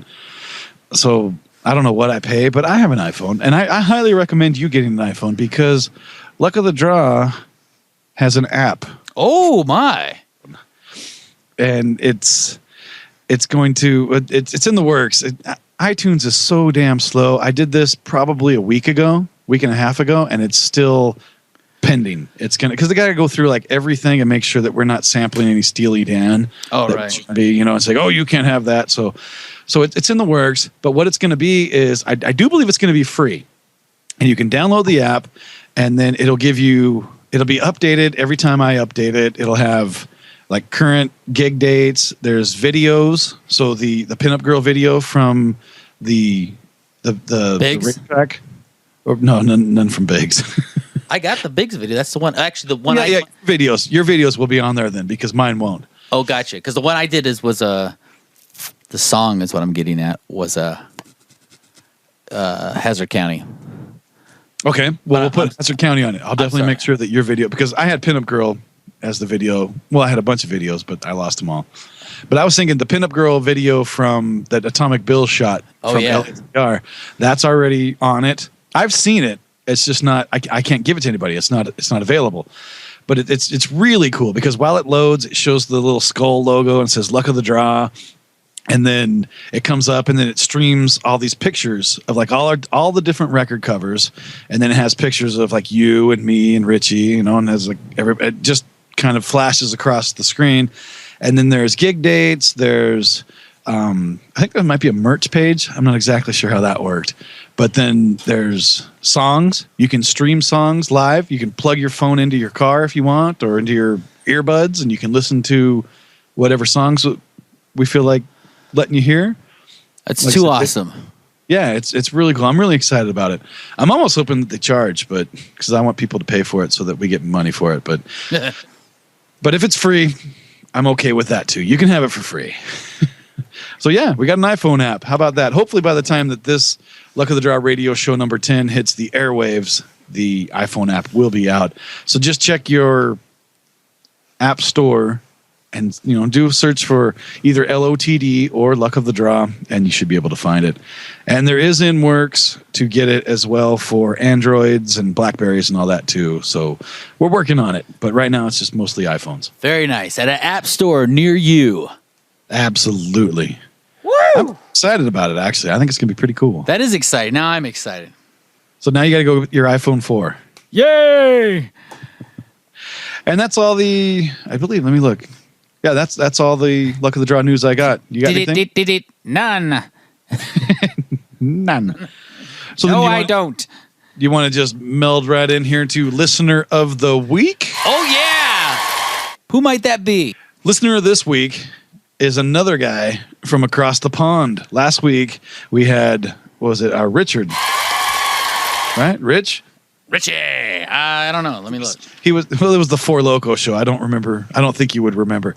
But yeah, Rich was the guy that he called in. He was going to send us Caffrey's, and he hasn't yet. God damn it, Rich. Come on, Rich. Get on the ball, boy. Let's get some Caffrey's. Well, we got another guy from across the pond. He might be Rich's neighbor. It's a guy named Nathan Bunty. Now that's an English name. As I like to call him, Nate. He's a good dude. He is what we call in the industry a good dude. He really is, too. He stepped up when Subculture Collective Barry, the godfather of Subculture Collective, Barry Monster, he had a baby. He got pregnant, and so he took some time off to have his baby, and there was no Rec House radio show for a while. And, people were kind of like, you know what, we're used to hearing this every week, and now there isn't one. So Nate, he stepped up. He's like, you know what? I got an idea. It's called the Psychobilly Garden Party, and it is really good. I think I've heard this fucker. He says silly things like he made a psychobilly baby out of 5 of his friends jerking off to pinup girls. Does that sound like him? And he made a Frankenstein out of it? Yeah, and then there's more to it. He does. I like this guy. Yes, I know what you're talking about. He has little walks through the garden, as he says in every show, and it's gone on and on. Like the Frankenstein baby has grown up, and I think in show 12, I think he met a gal, and so now they're probably going to have their own little Francobilly, Psychobilly babies. I have to get caught up then because I really enjoyed that. Oh, it's a fantastic show. It really is. And I used to have a lot of time to listen to podcasts during the week, and that got turned from 50 hours a week of being able to listen to it to 2 hours a week. So I've really lost a lot of shows, but that is one show that I still continue to listen to religiously. It's well put together. There's comedy bits. He's got different like Igor characters and things of that nature. And it's a great show. It is well put together. The Psychobilly Garden Party. But he just did show number 13 that just came out on subculturecollective.com earlier this week. And he had played a little bit of his love for me and the band. So I sent you the clip. Do you want to go ahead and try to play that now? Let's roll that now. All right, play it. Okay. Talking of which, I'm really, really into Todd Bugg's band. Yeah, really into it. So I'll be playing some of his music this week. So you've got that to look forward to. Wow, that guy is just obviously amazingly intelligent and well-informed. With great taste in music. Exactly. Yeah, this guy's taste in music is stellar. I want to be a friend of Nate. I want to go visit him in his homeland. I like Nate. And you know what, Bugs? I feel the best way to make a friend, send him a ribbon. Send him a ribbon. That's right. That's the best way to bake a friend. Is that what we said, or make a friend? Bake, make. It sure sounds like bake. I think Nate would be all right with being baked. So yeah, Nate, you're listener of the week. I need your mailing address. I could probably just email and ask it from you. But yeah, you're getting the luck of the draw listener of the week. Yay! Ribbon, yay! Where's the? I don't got him in. That's after production thing. Oh, it's post production that we put in the Oprah crowd going, yay, Nate, yay! Yes. Yes, exactly. Nathan Bunting. He did this really funny spot on his show where this guy, some mortician, I don't know what the sketch was, but the guy kept calling him Nathan Bunning or Bunny instead of Bunting. And he's like, actually, my name is Bunting. He's like, okay, Mr. Bunny. And for whatever reason, I thought that was hilarious. So yeah, Nate's got the skills, man. He puts out the show. Go to subculturecollective.com and look up the Psychobilly Garden Party, because that is a show you need to hear. All right, with that said, I'm going to do a shot of whiskey. You going to play a song, Stan? I do. I got a song. So let's see. While you're shooting that whiskey, my next song. I'm sorry. You want to? Oh, we'll wait for it. Done. Go. Oh man, that is. I've drank half that fucking bottle. I tell you. Oh, that is good. I recommend. What is it called? Firecracker, Firewater. Go buy that. I'm sorry, I didn't mean to derail you. No, baby, that's good. That's all fun. It's informative. We're informing the people. Lots of ways to get wrecked and forget your name. So what other song scared you? What other song scared? Okay, well, first, when I think of getting scared by music or punk rock, I think of Dead Kennedys and I think of the band Fear. Oh, God, I love Fear. And so the song and I think maybe possibly because of the we were actually talking earlier, Beef Bologna. Great song. And I got one of my best friends. He was the best man at my wedding, guy named Nick. He would always sing the My Baby. No, just talk about a low down kickadoo. Yeah. He can do that like nobody's business. He just belts it out. He's seen us a couple. You know Nick. He's the fireman guy. Cadillac Nick. Yeah. He saw us at the last gig with the Pinata protest. Oh yeah. And he was very impressed with them. He liked them. Yeah, they got a video. It just came out today. Oh, the one that they filmed in California? Yep. I watched it. It's on Jeff's Facebook page. It's also on Pinata Protest. But if you go to YouTube, for whatever reason, somebody didn't check their spell check. So go to YouTube and look up Pinata Prospect. It's not Pinata Protest. That or sucks. Pinata, something like that. Pinata. It's all over YouTube. Go check it out. Jeff told me about the filming of that. It's like they totally fell into it. So he goes, yeah, I got some props. And they get there and they go, there's a coffin, there's a hearse, there's full makeup. Yep.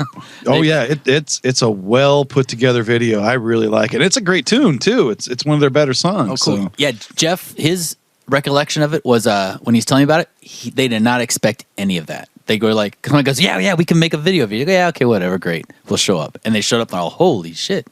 Yeah, it looked like it was definitely a crew involved. So it's a good video.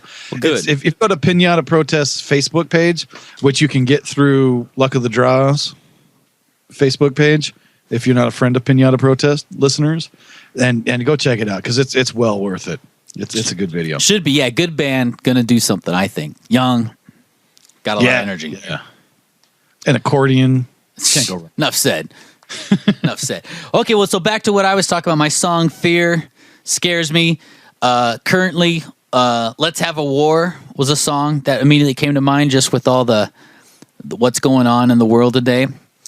And lyrically, that one too, man. It's all like, let's have a war. Let's blame it on the middle class. Let's have them fight it for us. Why it's, fat cats sit there and get fat. This Fear, Dead Kennedys, Black Flag, all these bands are just they're in the 80s. They're complaining about the same shit that's happening now in the 2011s. Yep. You know, it's like it doesn't. It's totally transparent. It's just like, you know, we're pissed off about all these rich people fucking everything up for the poor people, and we're going to stand up against you. But here we are, years and years later, and it's still relevant. Yep. You know, it's like the poor people are still pissed. Yep. And I bet there was a Roman band back in the day singing the same shit. But like, what I was getting at is like, my point is, there's nobody with a talk box going, "Do you feel like I do?" Because it's irrelevant now. See, punk rock is relevant. Punk rock still means now what it did then, with the exception of what people call punk rock now. There's no auto-tune in punk rock. No. Blink 182. You weren't even recorded digitally. Some 190 fuck. Avril Lavigne fuck. All these old punk rock bands spit on you. They were speaking their mind, but it's still relevant. It's still yes. It is still current. You get all these new punk rock bands that are talking about, I'm gonna go to the punk rock show. I'm gonna go wear my boots, yo. You know, and you're like, no, that ain't punk rock. Gonna dye my hair pink. Right. Pierce my pussy. Mohawks. Fuck Jesus. you. You know how many times like I'd get chased home from school by jocks because I had like a shaved head or a little mohawk, just tiny mohawk, whatever. They'd be like, "Oh, you fucking queer!" They'd chase me home. Now it's just fucking football players and baseball players have mohawks. And No. Pussy mohawks. It's like there's the faux hawk. Yeah, mohawk. There's skin on the side. You are standing out there. It's like you're unzipping your pants and pulling out your balls. You don't just unzip your pants. It's two different things, right? Right. I totally agree. It's the faux hawk, not the mohawk. Word. But then the other thing too is like I totally remember the day I used to wear I still wear Doc Martens. I wear Doc Martens every day. And I remember the day when I saw rappers wearing Doc Martens in their videos. I'm like, well, wait a minute. You're taking a piece of my culture now. Now all of a sudden it's cool. Like, what the fuck? Like, I was wearing them because they were cheap, and now they're not cheap. No. It's insane. I got 23 eyelet Docs, so they go up almost to my knees. They're big boots, and I paid like almost $200 for them. And I'm thinking, Jesus Christ, back in the day I was paying like 60, 30. Like my 3 eyelet Docs were $40, and then back in the day I was paying 15 for them. So wow. Oh boy. So back to my song, Let's Have a War. Didn't mean to derail. Oh no, that's cool. Now because I was the kid walking with the jam box playing Let's Have a War, scaring you across the street. Exactly, yes. And then again, okay, with that said, I assume everyone has heard Fear Let's Have a War. That's to me that's very common. That's like that's a standard when you. We're not breaking ground. We're not breaking new ground on this show at all. I think all the songs we've played, people have heard. Right. So I chose. There's a band I talked about. I believe it was last show for my four local blackout show. I like to refer to it. It's Course of Empire was one of the bands I played there. Now on that what I played was the Infested remix with the Betty Goodman. That's right. Swing mix. Yeah. So that was a single. That wasn't on the album. And on this single, they added in Let's Have a War cover of the Fear song. Well, very nice. And I feel all the scariness and all the hate is still there with the Course of Empire. So I would like to play that one tonight, since assuming everyone has heard the Fear and loves it as they should. I'm going to go ahead and speak for the listening audience. Uh-huh. And we're going to give you permission. Oh, thank you. Because I have the Fear. Don't get me wrong. I could throw either one at you. The more you talk about this band, the more I have the Fear. It's not the Kiss cover. Kiss has a great one, but it goes into a whole melodic breakdown love song. Does not do Let's Have a War. No, though Guns N' Roses did on their Spaghetti Incident. No, they didn't. They did. Slash sang it, and it is not good. Oh, Jesus. And I like Guns N' Roses, and I like Slash. I like his solo stuff. But this, because that was all covers, the Spaghetti Incident. Right. I remember that record, but I really paid attention to it. They shouldn't know. They fucked it up. That was rude. I remember they did like a Thin Lizzy cover that I thought was all right. They did a Damned, New Rose, that Duff McKagan sang that was good. And they did a Raw Power with which the Stooges. Yeah, I was gonna say Iggy Pop, but I knew it was a Stooges song. Yeah, so they did some songs that they got good, but they did this. They did Let's Have a War, and they fucked it up. But the Course of Empire, my opinion, did not fuck it up. And I'd like to throw it out to you and our audience and see if you agree with me. Well, I'm anxious to hear it. All right, well, here we go. Let's light this fucker. Luck of the Draw Radio. Course of Empire, Let's Have a War. Do it. There it is, the first burp. First burp of the night. 80 minutes in. Coming at you. There's too many of us, there's too many of us, there's too many. YouTube copyright infringement.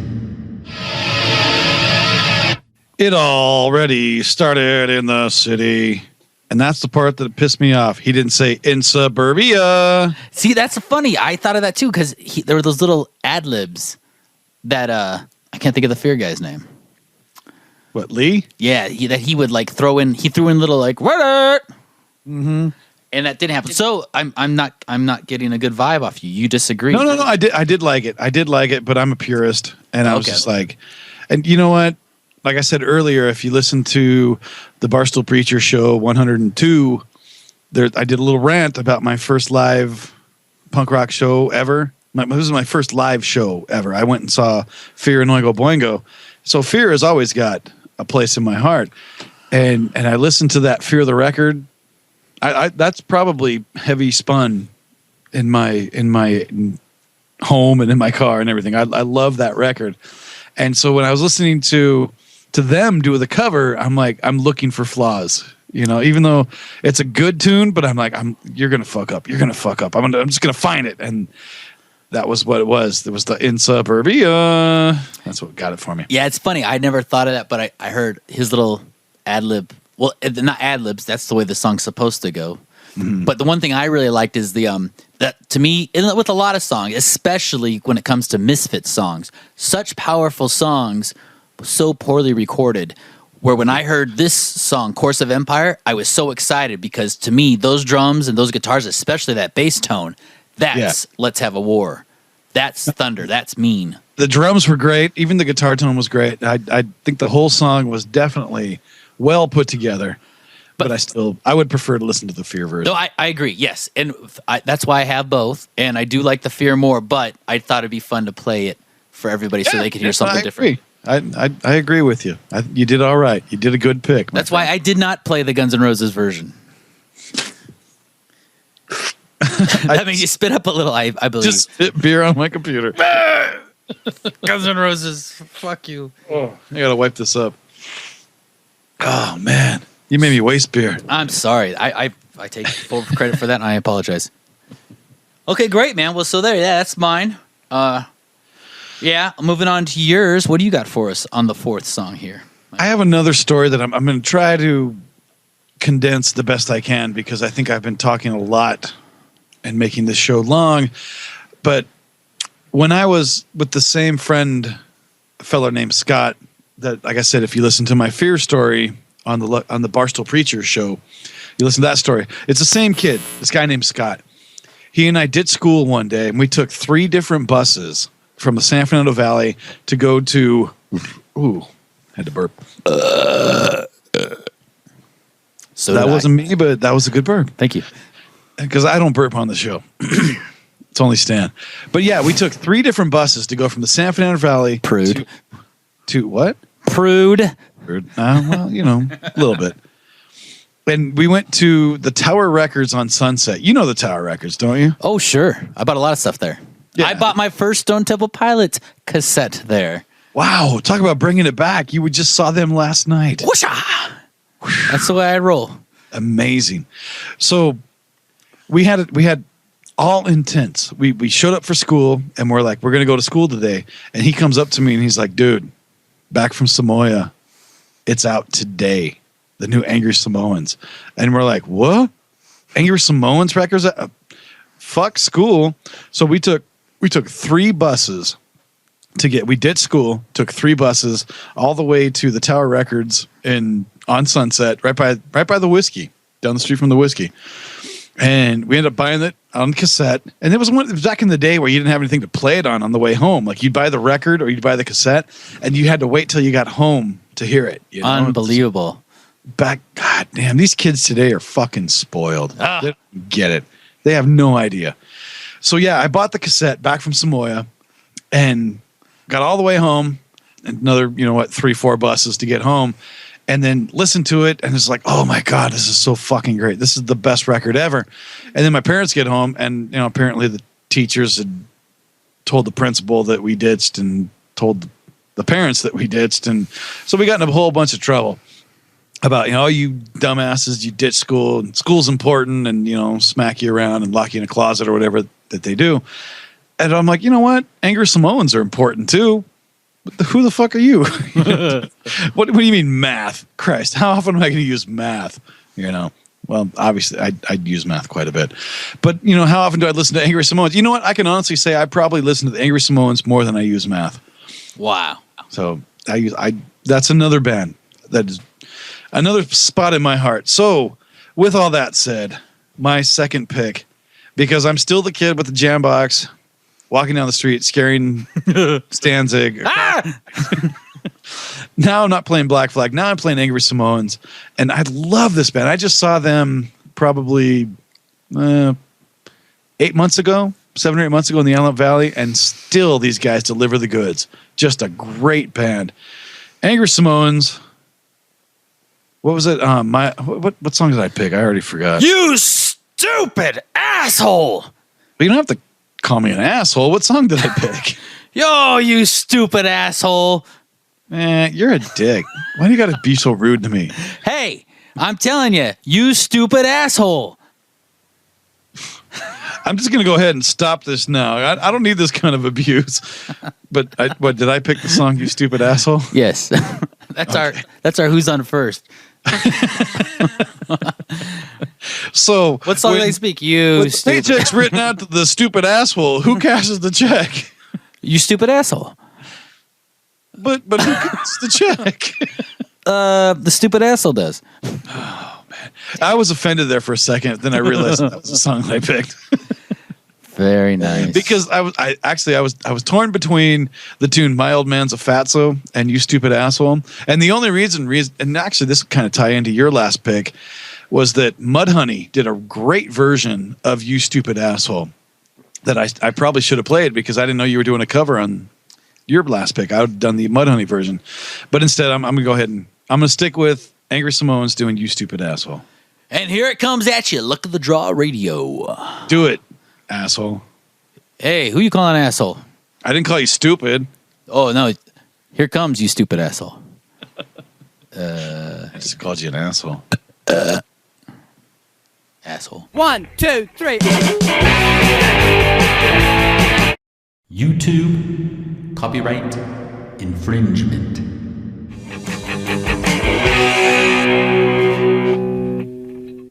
All right, there it is. Angry Samoans. You stupid asshole. Oh, you stupid asshole. You just stole my line. God damn, I love that band. Just listening to that song. It's so boiled up feelings that I haven't had. I just love that fucking band. So good. Oh. Oof. Yeah, that was great, man. I want a girl who puts out. Just sing it from the heart. I saw them in Ventura at this little place, shithole dive restaurant, whatever place. And Metal Mike, the singer, he stood on his amp the whole night because the pit was so big in this little tiny place that he couldn't even stand in front of where there was no stage. It was a floor. And he couldn't even stand out in front. Like he was like next to the drummer on top of his amp playing and singing. It's phenomenal. Such a good goddamn band. God, I love that song. Fantastic. Keeping it real. Yeah, I'm getting all passionate. I'm sorry. Baby, that's what fucking punk rock's about. Oh, you asshole. Stupid asshole. Honestly, this is like there's just a handful of bands, and I very loose-lippedly say this is my favorite band, like Band of Horses, one of my favorite bands, but they're not punk rock. They're one of my favorite bands. They're just a great band, but God Almighty, I mean, like Dead Kennedys, Black Flag, Circle Jerks, Bad Brains, Adolescence, Angry Samoans. I'm like, this to me, I'm 18 years old again right now, just listening to this shit. You know, it's just I don't know what to say. I love this music, and I don't listen to it enough. You know, now that I'm all grown up, and I'm like, well, Richard Buckner, you know, he's an artistic talent, and you know, Mark Inslee, you got to listen to what he does. And you know, granted, though, they're great musicians, they're very talented, but God Almighty, this early '80s punk rock, LA punk rock, just gets me right in the fucking boots, man. I love this shit. Amen. Sorry, I didn't mean to go on a rant there. No, you go, brother. You go. I've got a shot of Firestarter or Firewater whiskey I'm going to drink right now. I've been drinking tonight. Do you know that? Yeah. This is my Four Loko show, but I'm not going to throw up and end up in the fetal position. Boo-hoo. Boo-hoo-hoo. My belly hurts. That was me. Oh, that's good stuff. Love that. So there you go. That was my second pick. Fantastic. Liked it. You like the Angry Samoans? Yeah, not familiar with them at all, though. But yeah, no, I definitely liked them. Remind me a little bit. I mean, if I had to pick something that I am familiar with, Youth Brigade. But Youth Brigade to me never seemed dangerous. But just that kind of not a big, manly, thunderous voice, but a very punk rock kind of little kid, you know, standing up to the big jock voice, kicking him in the nuts and then running for his life. Now that's beautiful. That right there to me is that explains punk rock, because punk rock was never the Muscle Beach dude at Venice that was bench pressing 400 pounds of the dumbbells. You know, I mean, it was like punk rock was the dude like me. And well, I'll use my life as an example. I was lucky enough to be preteen, and my brother's like, hey, check this out. This is punk rock. And then I became a punk rocker because like that was my first music. That was what I listened to. I didn't know what Journey or, you know, I keep going back to all that crap, but you know, I didn't know what that was other than what was on the radio. But punk rock was something that was like, I can latch onto this and I can be a part of this. But I was always the little skinny, whiny kid that you know, the football players would like beat up. You know, and like I'd get chased home by jocks, you know, and like I'd ride my skateboard to work to school, and then like they'd steal my skateboard kind of bullshit. And to me, that was always punk rock. It wasn't the tough guy in the pit punching other kids in the face, you know. It was like I never was that punk rocker. To me, punk rock was more, I'm an outcast, but these people are too, and that's what I want. And maybe that's why I associated myself with like the Angry Samoans and not so much with Henry Rollins, because Henry Rollins was more like the thick neck musclehead guy that was like, I'm going to kick your ass, which I appreciate, but I was never that guy. Right. I was more Metal Mike than I was Henry Rollins. I hear you. No. Shit, but that's funny, because the first time when I was in my band with Ash, who we brought up a couple times tonight, with Uncle Tiki, we played, the first time I think we played with Luck of the Draw, I'm pretty sure was at the Garage. Down off of Santa Monica. No, was that? Yes. Yeah, it was Santa Monica Boulevard. Santa Monica Boulevard. And I remember, but though regrettably, I think the conversation I had was with the drummer Mike. And I said to Mike, I go, this band's either going to be our best friends or they're going to beat the shit out of us. Because you guys look scary. And, well, I think in my defense, and anybody that knows me truly, like really knows me, and I think even you now at this point, you know me, would be able to say that it's true, that I've put this image out to force people away from me so that they don't talk to me and like I don't have to deal with them, and that's to me that's that whole punk rock ethic. It was like I was more I wanted to look like you don't want to talk to me so I don't have to deal with you. You know? Right, yeah. I mean, that's definitely what I remember, because when I first saw you guys play, I'm like, whoa, these guys are mean. But here we are. Because I really don't think of myself as a badass. I've been in 2 fights in my entire life, and I lost both of them. You know? And that's just the way I am. I'm fucking puss, but I still hold the punk rock ethics so close to my heart that this is such a concept to me that is just so important. And it frustrates me. It gets to the point of almost anger when I listen to Avril Lavigne talking about, oh yeah, I'm punk rock because I have fingerless gloves and I wear a tie. I'm like, no, you're not. You're fucking dumb. Just shit like, I don't know. I hear you. That is why we're here tonight, Bugs. That is why we're talking about the songs that scare us. And the funny thing too, I'm going to keep going on my rant. Go. The funny thing too is like people listen to Luck of the Draw and they're like, well, you're not punk rock. I'm like, you know what? You're right. The band isn't a punk rock band. The band we're a country influenced, noisy rock and roll band. We've got more akin to AC/DC than we do to Angry Samoans. But the only reason why I can do what I do is because I grew up listening to the Angry Samoans, and I grew up listening to Circle Jerks, and I grew up listening to Black Flag. And then after I listened to all that, I listened to AC/DC, and I listened to, the Angels, and I listened to, more commercialized rock and roll. And that's the only reason why Luck of the Draw is what it is today. Amen. I just slammed my fist on the table. I'm cha-cha, done. Cha-cha-cha. That might be the Hellfire whiskey speaking, but that comes from the heart. That's great. Well, that's the only thing we want to hear about. We don't want to hear any of that fucking powder puff, cream puff shit. I'm truly passionate about music, in music that I play on my radio shows, music that I play live, music that I listen to. I am so passionate about it, and it's not. Music to me is not background. Music to me is foreground. Background to me is bosses. Background to me is, deadlines. To me, music is more important than anything.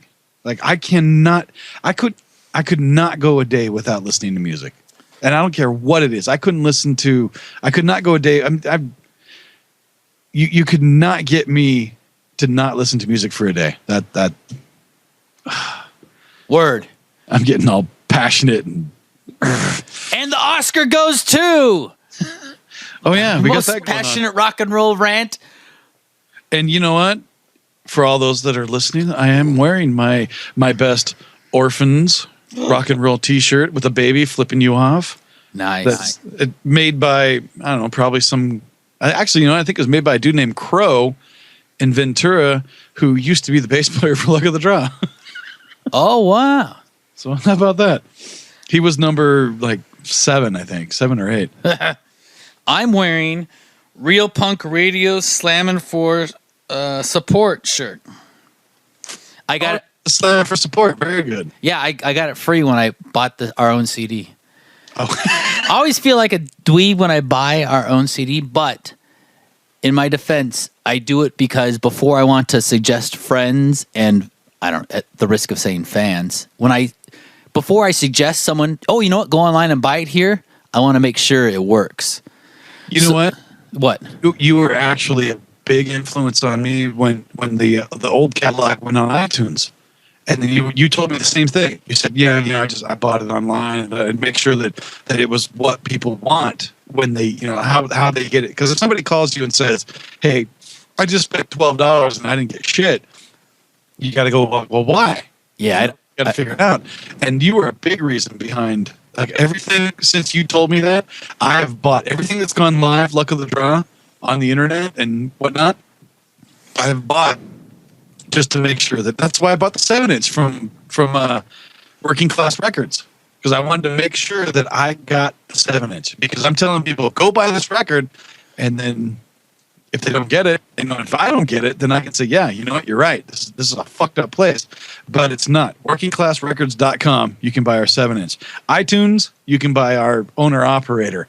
RealPunkRadio.com, you can buy our White Knuckles to the Wheel, Foot to the Floor. That's right. So. Walk the walk, drink the poison. That's how we live. But it's true. I never thought of that before you had mentioned that to me. I was always like, whatever, it'll work. I never had an issue. But I'm like, you know what? No, because I'm telling my friends and my fans and people that come up to me and like, hey, I like your band. What can I do to support you? I'm like, well, go here.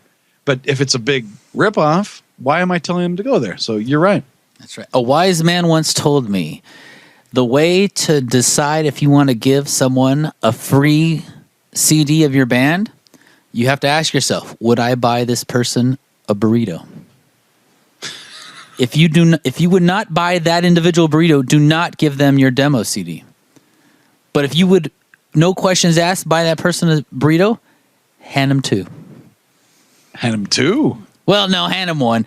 But my goal was two. If you give that CD away, I will give you a second one to replace it.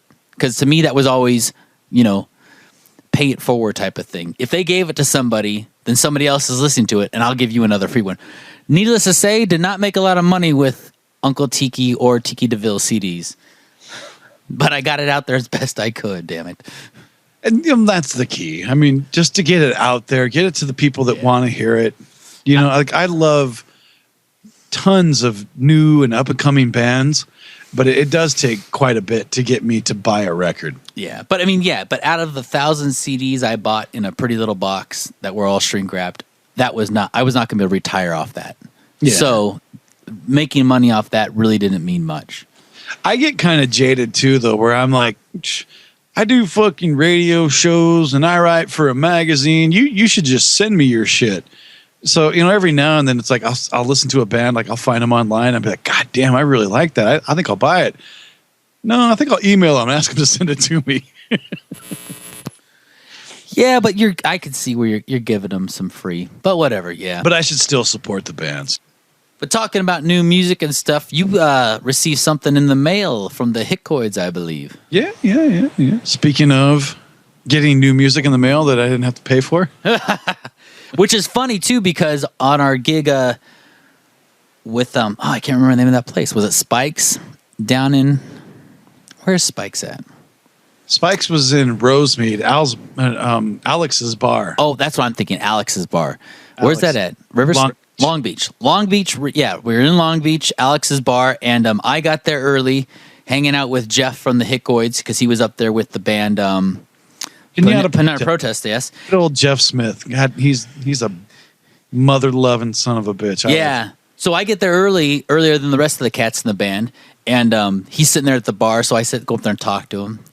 And he mentioned, and after talking for a little bit, he goes, "Hey, you don't have a CD player in your car, do you?" I go, "Yeah, I got one of those." And he's all, "Yeah, I just got the new." Before we left Texas, somebody handed me a copy of the first run of the master. Because usually when you master a CD, you get a couple different versions. Right. Like you get one, that's a little bass heavy, you send it back. Oh, that's a little not enough bass, you send it back. Well, this is the first run of that mastering. He goes, "Let's go listen to your car." I'm like, fuck yeah. So we ran out to my car and we listened to it, and I got to listen to about a minute of each song, and they're all cover songs. And I just remember thinking, how much am I going to give Todd shit for this, for me hearing it before he did? And I think that was the first thing you said to me when I pulled up. Like I pulled up and I was kind of grumpy and I had a long drive, and I pulled in the parking lot and you just walked up and you're like, "Hey, what's up?" And I'm like, "Nothing, I got to poop." And you're just like, "Guess what? I got to hear the new Hickoids sitting in my truck or my car there with Jeff. We listened to the new Hickoids record." And I'm like, I didn't even know they had a new fucking record. It was awesome. Yeah. As it was happening, I kept thinking, "Why isn't Bugs here? Why isn't Bugs here? Why? Where's Bugs? Oh, he's not here. Just me." I pretty much called you a dick in my head for about the next 3 days. Like, what an asshole. What a dick. Yeah. Well, that's okay. But then here we are once the record gets released, hanging with the Twits, the new Hickoids record. Who owns it? Wait, did you get in the mail? Wait, I don't have any copy of it. All I heard was a minute. This will be the longest I hear. So you and, let me get this straight then. You and Jeff bonded, but he didn't send it to you?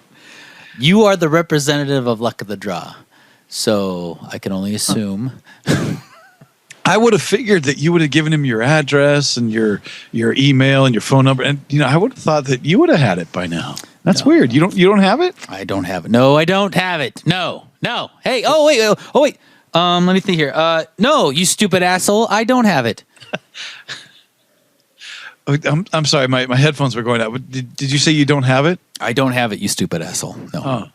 No, okay, I don't. Well, I have it. Oh, wow. I own it. Can we hear us track off that, Bugs? That'd be swell. You know what it is it's the Hickoids have been around actually as long as like Black Flag and those bands. Back in the day, listening to the Hickoids and just loving what they did. And then, Texicala Jones, her band, just did so amazing. They were just great. And now here I am years later, and I'm getting Hickoid CDs in the mail, and it just makes me pretty as can be. I just love the fact that you don't have it and I do. I don't know. Well, I got to sit in the parking lot prior to my band's gig listening to it unreleased version of it. I think that's pretty cool. Yeah, it might be, but sitting at a bar and having Jeff of the Hickoids going, "Hey, you want to go out and listen to our new CD?" I go, because I haven't had a chance to yet. Yeah, that sounds like a good idea. Did Jeff? Let's go do that. That's pretty cool. Do you have any proof? Yes, Ed. Did it really happen? Ed drove up. Ed came up, was the second one there, and he drove up beside me. I go, "Hey, we're listening to the new Hickoids." He's all, "Nuh-uh." So I rolled down my window and let him stick his head in. You're not the first one that let him stick his head in. But, Ba-bum-bum. You stupid asshole. Why do you keep going back to the Angry Samoans? Are you calling me names? I'm not sure which. Oh, what? Are you saying I'm a white minority? I'll get the police truck and let's you and me have a war. Let's have a war. Booyah! That's called that's called tying it all in, my friend. Bring it all back. Well, then let's close out tonight's fantastic When Punk Rock Was Scary. When I used to walk with a jam box down the street and scare the shit out of you. Boo. And you would walk across the street. Ah! No! He's a scary punk rocker. He's either going to be my best friend or he's going to beat my ass. He's going to steal my pants. I'll take your lunch money. So let's close out tonight's episode with the brand new Hickoids, kicking it with the Twits. It's all British covers. What do we got? Pictures of Lily. Have you seen your mother, baby, standing in the shadow? Brontosaurus. There's a whole bunch of different Stones. And the way I was sold this too is there was some kind of sexual deviant mystique around all the bands they picked. And I said, where's Gary Glitter? He's like, they made the list, but not the cut. Huh. So all those bands had some kind of sexual perversion involved with them. Well, I can only guess where Benny and the Jets came in then. Oh, yeah! The Brown Eye, my friend. Brown Eyed Girl was on that list too, I believe. There's no Brown Eyed Girl on the CD. But the song that I thought we should play, because we're talking about punk rock, and most of the songs on this aren't British punk rock. Most of the songs are British rock and roll. But the song that I thought we should close out tonight's show with was Neat, Neat, Neat by The Damned. The Damned. And I'd like a quick side note. I wanted to pick a Damned song, but... Damned song. They didn't... The Damned never scared me. I enjoy them, I like them, and I love the song Neat, Neat, Neat, but never frightened by it. That's why I did not pick it. But the fact that you picked it because it's on the Hickoid song, I think is wonderful. And it brings it all back. It ties it all in. You stupid asshole. I agree with you, too, though. I don't think that The Damned is necessarily a scary punk rock band. I think when I think it's like scary punk rock bands, I think of Crass or GBH, but not The Damned. Word. So let's shut this fucker out. What do you say there, Bugs? Let's go out on a high note. Here's the Hickoids. The Hickoids off of their new release on Southstex Media. That was Stan. God damn. Oh, no. That was not me, my friend. Welcome to the burp party, I say. I don't burp on podcasts. That's just my rule of thumb. Here's Neat, Neat, Neat by the Hickoids. Enjoy, folks. Look at the Draw Radio!